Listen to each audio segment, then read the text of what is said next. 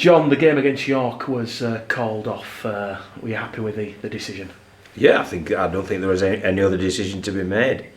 I thought it was a bit ridiculous that they were so late in making it, in all honesty. I know I'd set off from my house driving, and I was avoiding branches in the road, and one road that I normally came on was flooded, so it was absolutely horrific conditions. And you know, it's more than just about rugby league.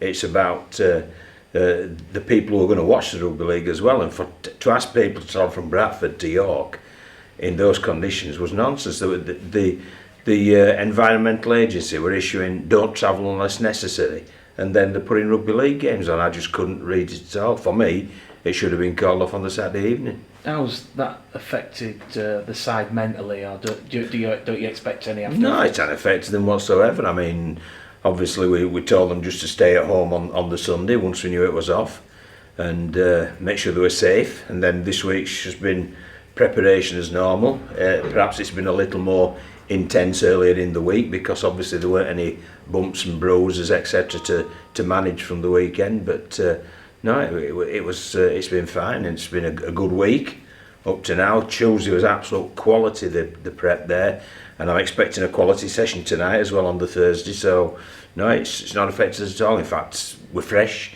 energised, looking forward to it, just as Featherston will be fresh, energised. I'm sure they'll be looking forward to it as well. Do you see that postponement then as a blessing after a heavy pre-season again? No, I see it as a blessing for safety. That's the top and bottom of it. You know, I mean, we know we'll have to catch it up at some stage, but that's not an issue. There was a here and now problem to do with getting people to the game, and thankfully the right decision was made. Featherston on Sunday, John's second home fixture, and if you've got serious aspirations of being in the top 5, these are the games where you need to take 2 points off your opponents. Well, we need to play well, and should we play well, we've got a great opportunity to get the 2 points. But we're coming up against a high quality team. You know, if you look at our first 2 games, London, who were favourites to go up, Featherston were amongst the top 3 favourites, and I think there's only Toulouse, or you'd probably say, you know, that's a tougher game, or as tough a game, and possibly Lee. So we started off with 2 humdingers, and we need to play well. I'm worried about playing well. I worry about the result come 4:30.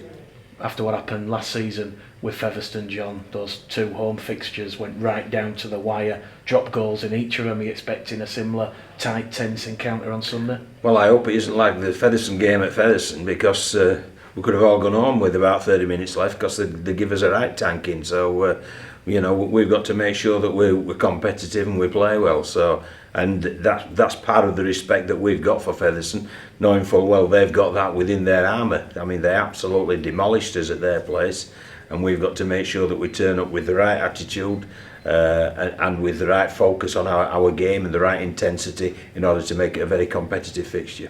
What team news can you tell us, John? Is it? Well, it's as last week. I mean, obviously there's been one injury to Ryan Ledbetter picked up at training. You know, it looks like he's broken his leg in training, which is unfortunate for the kid. But Ryan's obviously a reserve at the minute. But everybody else, it's as you were basically. So you know, you don't need to be an Einstein to work out. It'll be very much as you were with regard to the selection as well, because they can't have done anything wrong if they haven't played. So we'll stick with what we've got and go forward from that. And after that strong, promising performance against London, I guess it's difficult for you to make many changes, John. Yeah, it is. Yeah, I mean, you players train all pre-season to get first dibs at the jumper. If they play well when they've got that first dibs, they retain the jumper, and that's how it is. And the ones who aren't in of the team have then got to wait for loss of form, for suspension or injuries in order to get them in there, you know, and that's going to be the same with George Flanagan. You know, George isn't available this week. He'll certainly be available for the cup game, but you know, if Tommy Doyle plays as well as he did, and if Sam Hallas plays as well as he did, George might well find himself coming through the reserves, which is the right way of doing it. How close or how far away is Sam Barlow from first team action, John? Sam's had his operation and it all went well. It's in plaster cast for 4 weeks, so until it comes out of that, we won't know. But once it's out of that, it's just a matter of strengthening, the amount of muscle wastage. So it's a matter of strengthening it and getting the mobility back. And as soon as it's strong enough and it's flexible enough, he'll play. No players on dual reg this week, John. It's exactly the same as we said last week. So it's as you were, basically, as Noel Gallagher famously says. Leeds on Saturday, another chance then, John, for them to impress. Very much so, yeah, very much so, and we'll be sending a good, strong squad there, and I'll watch with interest. It's 12 o'clock at Stanhill Amateur Rugby League Club, for what I'm sure will be a very entertaining game. And just talk us through your thoughts on Monday evening, John, when the draw was made. Underbank Rangers, a week on Sunday. Yeah, it's fascinating, isn't it? I mean, one of the oldest clubs, rugby league clubs in the country. I mean, I was informed it's the oldest, but apparently Millham are arguing about that, aren't they? But it's one of the oldest rugby league clubs in the country.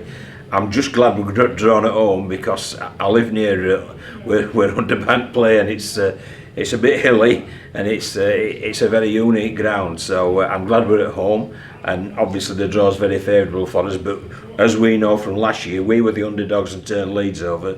Well, Underbank will be the underdogs this next week, and they'll be looking to turn us over. But before that, we've got a very, very important championship game on Sunday against Featherstone.